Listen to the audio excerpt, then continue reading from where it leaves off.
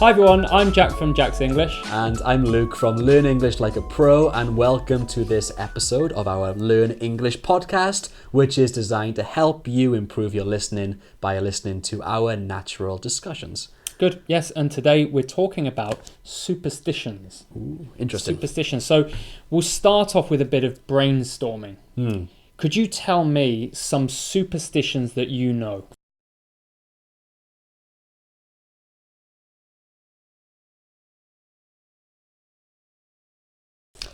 That I know or that I follow?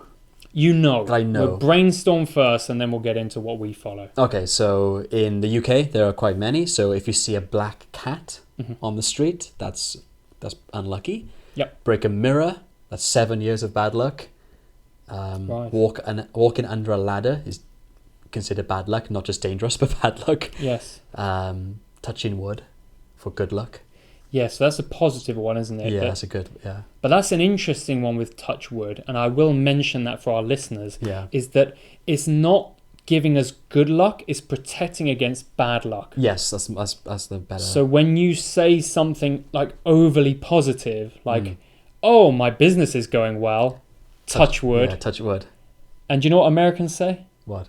Knock on wood. Do they? Yeah. And it comes from thousands of years ago when they believed that we knocked on wood because there were spirits in the tree. Oh, okay. Yeah. So is it an American superstition that we've just borrowed? Possibly. I don't know actually, but I just know that the whole tree spirits, that's where it comes from originally. Cool. Okay, anything else? I can think of stepping on cracks. Cracks? So obviously... In the pavement? On pavement cracks, yeah. So okay, that's new to me. Okay, yeah. So I remember when I was young, I used to skip over the cracks. Okay. That's an unlucky Maybe that's one. an English thing. Yeah. In Wales, we do don't walk on 3 drains. Yes. So sometimes, I'm not sure, I guess it depends where you live, but we have our drainage system and we actually have 3 squares for some of them. I'm not sure why, and you shouldn't walk across 3 of them. That's bad luck. Okay, yeah, I haven't heard that one before.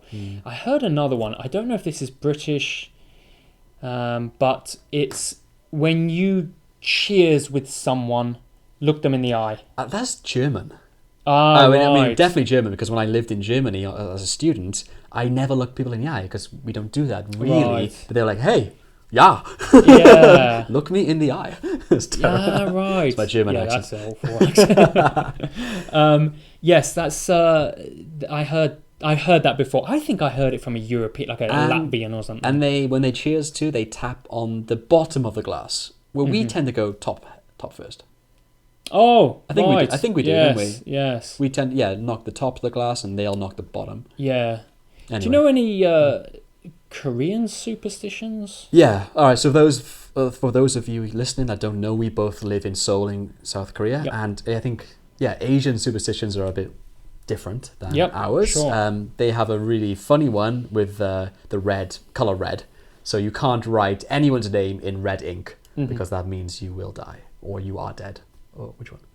You will die. I think it's bad luck and it's kind of an omen for death. For death. And also whereas we don't like the number 13. Yeah, true. They don't like the number 4. Yes. So I don't know if you've seen this, but in the apartments they often have 1, 2, 3 F. Yeah. 5, 6, 7. And how about in Wales? In England we go so with the house numbers it would be 7, 9, 11, 11A, 15. I haven't seen that, but I that makes sense. I know it because I was a paper boy. So I never saw 13. Interesting. But I always delivered to 11A. Yeah. Going back to the Korean one, just to give some information, the number 4 sounds like the word for death in Korean. Sa. Okay. So actually, it sounds like the China, word, right? the Chinese word for death, which Koreans use formally. Yes, right. So that's why they don't like number 4. So Jack, any of these superstitions you follow or you believe in?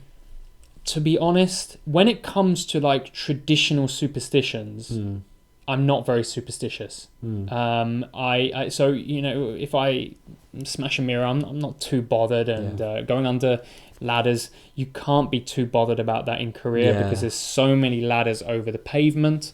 So no, how about you? A little bit.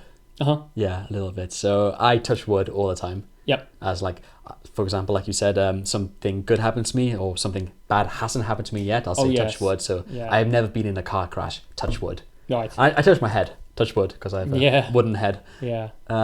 Also, I don't open my umbrella inside. Yeah. Because that's bad luck. Yes, that's true. Yeah, I don't like that one, but again, I do it again because they do it in Korea. Yeah, true. And lastly, this comes from my grandmother, but a superstition in the UK is if you see one magpie, that's bad luck. If you see two magpies, that's good luck. Yes. So if you see one, to kind of avoid bad luck, you got to salute it. Yeah, yes. So I do that every time I see one magpie, I go. Yeah. Yes. Yeah, we have the same one. We have a little poem. 1 for sorrow, 2 for joy, 3 for a girl, 4 for a boy, 5 for silver, 6 for gold, 7 for a story never to be told. Interesting. There you go. You can memorize that. So let's go on to the next section because time is a-flying. So are you a superstitious person? Would you say you're superstitious?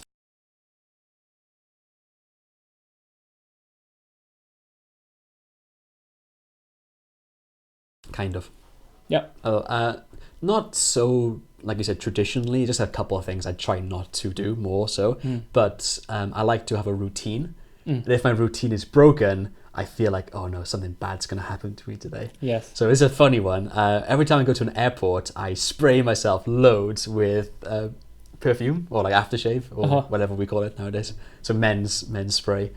Because it's free and I do it, and I've always done that. I've flown a lot in my life, so when I don't do it, I feel really nervous by going on the plane. Right. So I always have to do it just to feel comfortable and feel relaxed. Funny story, last time I tried this, I couldn't figure out how to use the spray in the aftershave bottle because there's a twisty one, not a press. So I twisted it and I squirted it in my eye. Oh, right in my eye, and that was really painful. So it was unlucky in the end. Yes, but I wasn't in a plane crash, so I think overall I was lucky. Yes. Well, for me, am I superstitious? Not so much anymore. Much of my superstition was connected to golf. Yeah. So obviously I was playing competitively, so I was very, I was trying to control all the variables. And when I played golf, I had some lucky things and unlucky things. And, I had, but I was so changeable that it became kind of meaningless. So, I had my competition shoes and I had to wear them for a competition.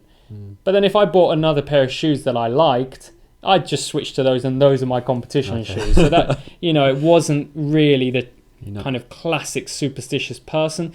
But I did, I had some head covers for my clubs that I had to use for competitions. So there's that kind of thing. I think superstition is quite common in sport, isn't it? Yes. My lucky underwear or lucky ring you wear that day or something like that. I think that's... You have lucky underwear? I don't. That came to my mind because I've heard that story so much, football players, rugby players, but I don't have lucky underwear. And perhaps that's why I didn't do so well. Maybe I didn't. I needed lucky underwear. So you should buy some, Jack. Yes, yeah. So anyway, let's go on to the third section, which is... a bit unusual. It's talking about fortune telling. Okay.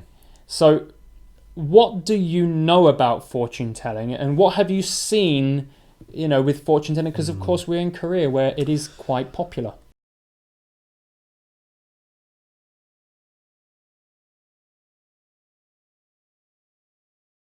Yeah. So actually I've never been to a fortune teller in Korea, but I know they do things with tarot cards. Tarot cards. Yep. With pictures, and those pictures tell a story about your future, right?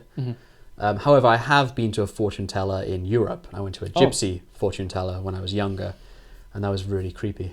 Oh, really? Just a scary experience. What did she use to tell your future? She grabbed my hand and tickled my hand. Oh. And no cards or anything. Just not looking at the lines, perhaps. She tickled it. Palm reading, right? Kind of, yeah. But she didn't. Yeah. I don't remember her looking that much. It was a long time ago, but she was tickling my hand. Okay. And she told me. What did she tell me? Nothing really special, but I think I was gonna have a long life, and I can't even remember. So it can't have been great. Keeping it as vague as possible, right? Yeah. Long life, happy marriage. It was something interesting. Oh, okay. But I've forgotten that. Well, yeah, it was a long time ago. But yeah, anyway, she tickled my hand. And it was quite interesting. Yes. Well, I haven't experienced it. But as you said, they use tarot cards here, and I think most of their stuff is kind of card based, isn't it? Yeah. Whereas in England, my image of a fortune teller was with the glass orb, the ball. Oh yeah. Where they look in. Funny costumes. Yes, right. Mystic Meg. Yeah, right. Yeah, so and looking at, the tea leaves and things like that, there's so many ways to tell the future, right? But it's so popular in Korea, right? Yes, it is. So do you have any friends or family or anyone who has tried this? My wife probably has. Yeah. But I don't know anything Didn't specific. she do it for your wedding? No, to see, are you a matching couple? No. She's not that kind of person. Your wife did? No, she didn't. I think my mother-in-law did. Yeah. Maybe my I know she did because she messaged us to confirm, don't worry, you're a good couple. Okay. So, okay, thanks. We'll marry now. Yeah, that's fine. So it's... I think in that side of the family, they're really into that. They're really into fortune telling, and it's a part of the culture in Korea. It is. It's not like, it's kind of, you have to go out of your way in the UK to find a fortune teller. Yeah. You have to go searching for it. But in Korea, even at the shopping malls, there's like a fortune teller store. Yes. So it's easy to pop in and just try it for a bit. Do you think it's harmless fun, or do you think it's a bit dangerous to kind of attend these fortune tellings? Well, it depends on the person getting their fortune taken, right? Basically, if they take it too seriously, it could be dangerous. But if they view it as maybe advice, or just a bit of fun, then sure, it's fine. Why not? Yeah, totally depends on how you interpret the information, doesn't it? Yeah.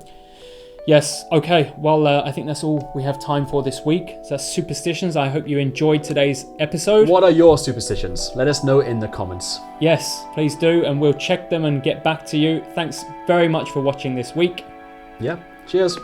Yeah, have a good week. Bye-bye.